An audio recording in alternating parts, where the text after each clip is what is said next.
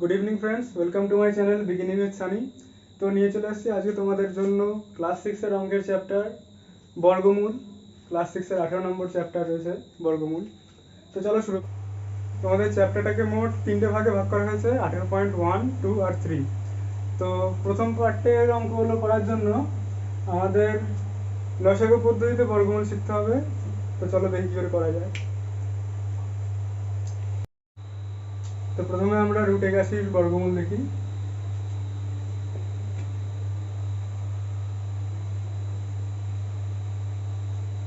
এটাকে 3 দিয়ে ভাগ করলে হয় 27, আবার 27টিকে 3 দিয়ে ভাগ করলে হয় 9।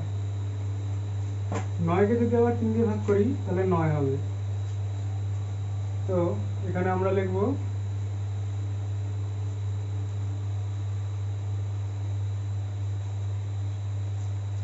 1 2 3 4, 4টে 3-এর গুণ।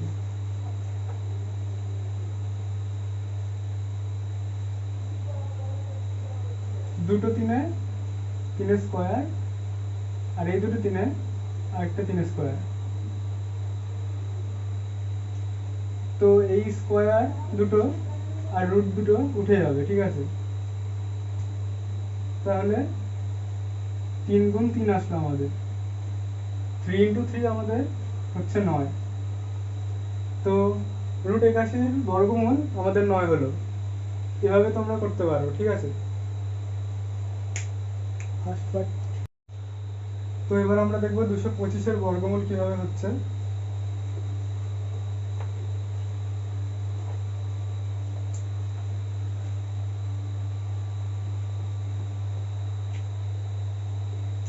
তো এবার আমরা দেখবো 225-এর বর্গমূল কিভাবে হচ্ছে। একইভাবে আমরা 225-এর লসাগু করবো। এটাকে যদি 5 দিয়ে ভাগ করি তাহলে আমাদের দাঁড়াচ্ছে 45। 45কে যদি আমরা 5 দিয়ে ভাগ করি তাহলে আমাদের আসছে 9। 9কে যদি আবার 3 দিয়ে ভাগ করি তাহলে আমাদের 3 আসছে। একইভাবে আগের অঙ্কের মতন আমরা লিখতে পারি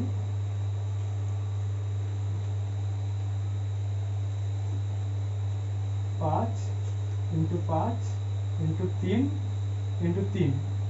এই দুটো 5 মিলে আমাদের 5 স্কোয়ার আসছে, গুণ এই দুটো 3 মিলে আমাদের 3 স্কোয়ার আসছে, তার উপরে রুট দিলাম।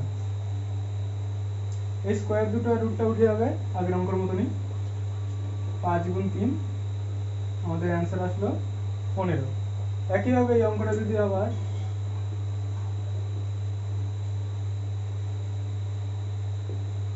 আমরা যদি একবারে 225টাকে 15 দিয়ে ভাগ করি তাহলে এখানে 15 আসবে। একইভাবে √225 ইকুয়াল টু 15 গুণ 15। এই দুটো 15 থেকে 15 স্কোয়ার আসলো, তার উপরে রুট। এই রুট আর স্কোয়ার দুটো উঠে যাবে, সোজা আমাদের 15 অ্যান্সার আসবে।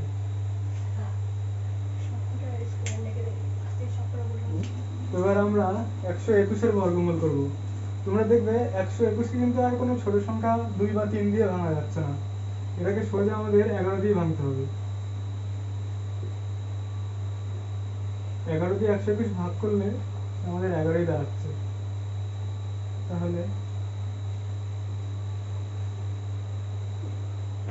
11 গুণ 11, 11 স্কোয়ার, আমাদের অ্যান্সার আসলো 11।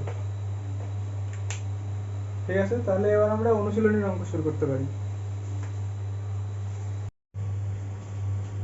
তো কোষে দেখি 18.1-এর আমরা প্রথম অঙ্ক করার চেষ্টা করি। অঙ্কতে বলেছে নিসারের ফলের বাগান থেকে 441টি কমলালেবু তোলা হয়েছে, অনেকগুলি ঝুড়িতে রাখতে হবে। যতগুলি ঝুড়ি আছে প্রত্যেক ঝুড়িতে ততগুলি কমলালেবু রাখলে মোট কতগুলি ঝুড়িতে কমলালেবু রাখা হলো হিসাব করি। তো আমরা প্রথমে অঙ্কটাকে বোঝার চেষ্টা করি। ধরো আমাদের কাছে এই কটা ঝুড়ি আছে। তারপরে আমরা যদি অঙ্কের ভাষা দেখি তাহলে বলেছে যে যতগুলি ঝুড়ি আছে প্রত্যেক ঝুড়িতে ততগুলি রাখতে হবে। 1টা 2টো 3টে 4টে 5টা, 5টা ঝুড়ি আছে, তাহলে 5টা ঝুড়িতেই 5টা করেই কমলালেবু রাখতে হবে। মানে এটাই 5টা, এটাই 5টা, এটাই 5টা এবং এটাই 5টা আর এটাতেও 5টা। বলেছে যতগুলি ঝুড়ি আছে প্রত্যেক ঝুড়িতে ততগুলো কমলালেবু রাখলে কতগুলি ঝুড়িতে কমলালেবু রাখা হলো। তো এক্ষেত্রে তো আমরা কাউন্ট করেই বলতে পারছি যে 5খানা ঝুড়িতে মোট রাখা হলো, কিন্তু এখানে কমলালেবুর সংখ্যা 441টি আছে। তো এক্ষেত্রে আমাদের অঙ্কটা করার জন্য 441-এর লসাগু করে বার করতে হবে উত্তরটা।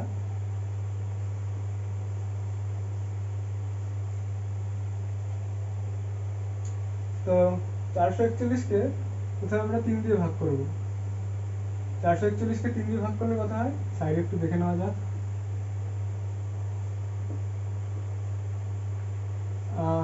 একবার দেবো 3 একে 3, বিয়োগ করলে 1 নামবে, তার সাথে 4, তারপরে আসবে 4 দেবো, 3 4 12, বিয়োগ করলে আমাদের 2 নামছে আর উপরে 1, আর 3 7 21।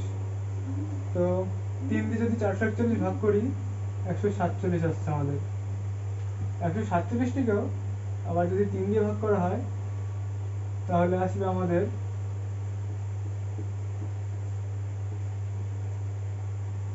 3 4 12, বিয়োগ করলে 2 আসছে, 7 নামলো আর 3 নং 27, 49। 49টিকে খুবই সহজভাবে আমরা 7 এবং 7 দিয়ে গুণ করে নেব। এবার দেখি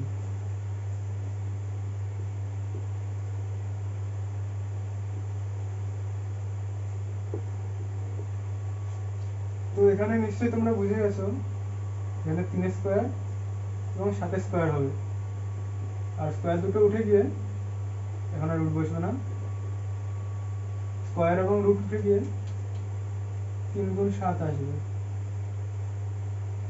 তাহলে বুঝেছো তো তোমরা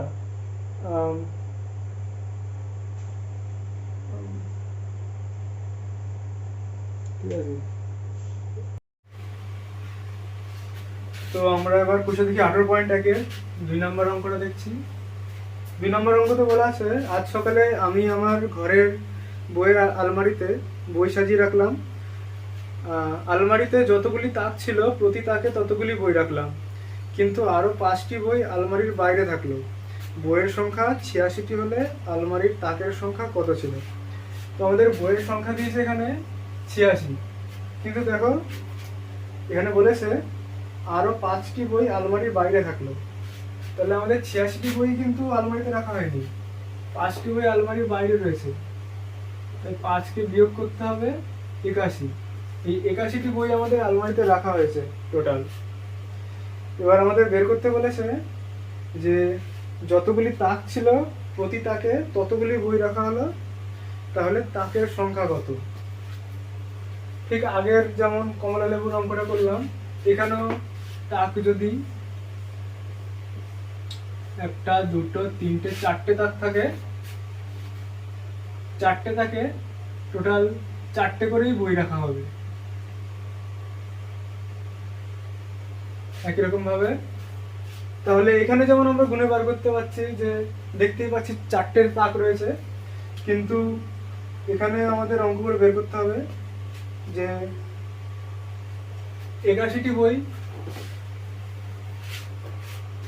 কতগুলি তাকে যাবে আমাদের। 81কে আমরা একই রকম ভাবে বর্গমূল করব। 81কে যদি 3 দিয়ে দিই তাহলে আমাদের 27 আসছে, 27কে যদি আমরা 3 দিয়ে দিই তাহলে 9 আসছে, আর 3 3 9।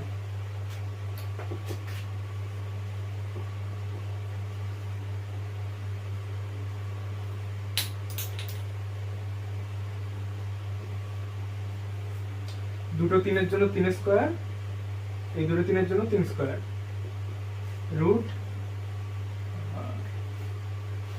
আর স্কয়ার উঠে যাচ্ছে আমাদের 3 × 3, 9 হচ্ছে আমাদের উত্তর। তাহলে 9খানা তাক আছে আর 9খানা তাকের প্রতি তাকে 9টি করেই বই যাবে। তো এবার আমরা কষে দেখি 18.1 3 নম্বর অঙ্কটা দেখি। 3 নম্বর অঙ্কে বলেছে যে আজ খেলার মাঠে আমরা বর্গক্ষেত্রাকারে দাঁড়াবো ঠিক করেছি। কিছুজন বর্গক্ষেত্রাকারে দাঁড়ানোর পরেও 4 জন বন্ধু মাঠের বাইরে দাঁড়িয়ে আছে। তারা এই বর্গক্ষেত্রাকারের মধ্যে দাঁড়ালে বর্গক্ষেত্রাকার থাকবে না। আজ আমাদের শ্রেণীতে উপস্থিত হয়েছে 40 জন। এই বর্গক্ষেত্রাকার সজ্জার প্রতি সারিতে কতজন দাঁড়িয়েছে হিসাব করি। তো আমাদের কাছে আছে একটা বর্গক্ষেত্রাকার মাঠ।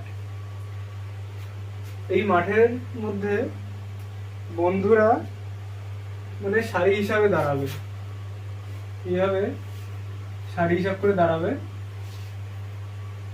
আর টোটাল স্টুডেন্ট হচ্ছে আমাদের 40 জন। কিন্তু 40 জনই কিন্তু আমাদের দাঁড়াতে পারছে না এখানে। 40 জনের মধ্যে 4 জন বন্ধু মাঠের বাইরে দাঁড়িয়ে আছে। কারণ 40 জনই মাঠের মধ্যে যদি চলে যায় তাহলে মাঠটা আর বর্গক্ষেত্রাকার থাকবে না। তাহলে আমাদের টোটাল স্টুডেন্ট মাঠের মধ্যে থাকছে কতগুলো? 40 থেকে আমরা 4 বিয়োগ করে দেবো, টোটাল থাকছে 36 জন। তাহলে এবার প্রতি সারিতে কতজন করে দাঁড়িয়েছে সেটা দেখছি। 36-এর বর্গমূল করব। এটা একবারে 6 দিয়ে বর্গমূল করা যায়। 6 দিয়ে যদি বর্গমূল করি 6ই আসছে, 6 গুণ 6 36 আসছে।